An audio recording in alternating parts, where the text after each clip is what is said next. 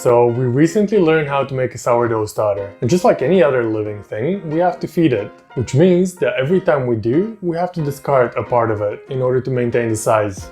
But what if we don't have to throw it out and instead we can make something tasty out of it? At the end of that video, I teased a few things that I like to do with my leftover sourdough starter. And in this one, I'll show you how to make those. Let's roll! We'll start with something savory first. How about that? It's a spring onion and sesame seed pancake.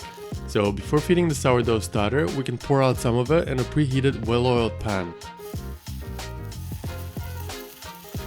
Then just try and coax it into a more or less pancake shape. Then immediately hit it with some spring onion, sesame seeds and some salt. It's important to do that fast while the surface is still wet so that the toppings will stick. Now before flipping the pancake, I like to do something optional. After I lift it out of the pan, I like to drip a little bit of extra oil for the other side to sizzle in. And then cook the pancake on that side until the spring onions get nice and charred.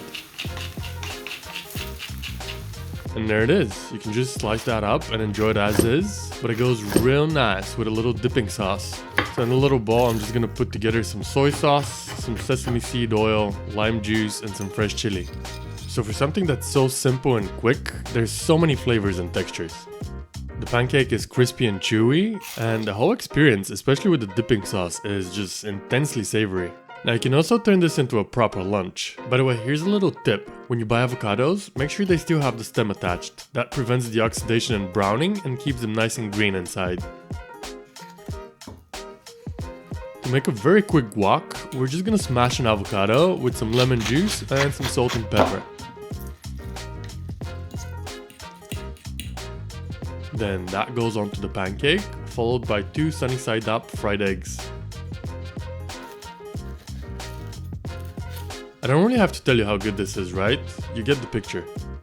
You give this to your brunch guests and they'll be telling stories about you. Alright, on to the next thing. And that is Boza. It's a Bulgarian sweet and tangy fermented drink, which could be an acquired taste, but a definite breakfast favorite where I come from. It's just the perfect pair with a slice of hot banitsa. And here's how you make the thing. We're gonna measure out 200 grams of all-purpose flour, which we're gonna toast in a dry pot. It's gonna take a little bit of time, but we're gonna keep the temperature on medium-low and we're gonna have to stand there stirring, otherwise the flour is just gonna burn. As soon as it picks up some color and it becomes very lightly brown, we're gonna measure out 300 grams of sugar and we're gonna add that while constantly stirring. Once the sugar is all incorporated, we're gonna slowly start adding 3 liters of cold water, a little bit at a time.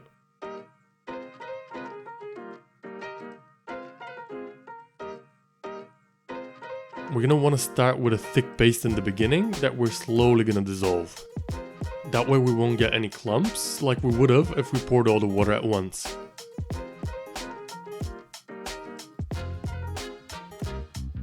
Once all the water is in, we're gonna let that come up to a boil, which is gonna thicken it. We'll let it simmer like that for about 10 minutes, after which we're gonna strain it out into a bowl.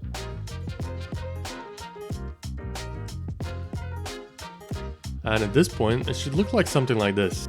Now for the next step, it's very important that we let that cool off. We're gonna be adding some of our living sourdough culture, and if we did that into the boiling mixture, then that would just kill it. So for a quick overnight boza, I'm gonna dilute a few tablespoons of the starter into some water.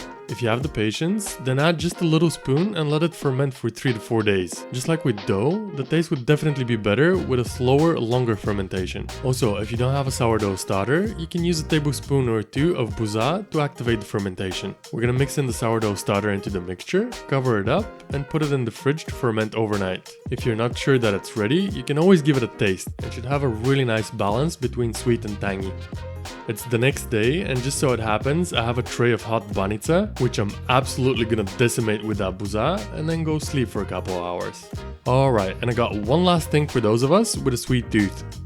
These honey and sea salt fritters are just to die for.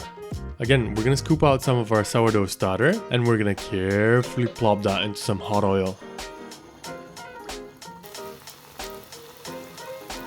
Cook those until they get nice and light and poofy and crispy. And I'm sure you can come up with some favorite things to put on those, but I like to hit them with some honey and some flaky sea salt.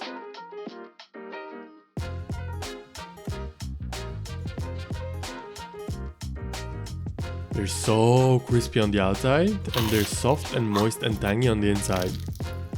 So yeah, here's a few ideas of what you can do with your leftover starter. If you guys keep a sourdough starter, let me know what you like to do with yours. Roll out!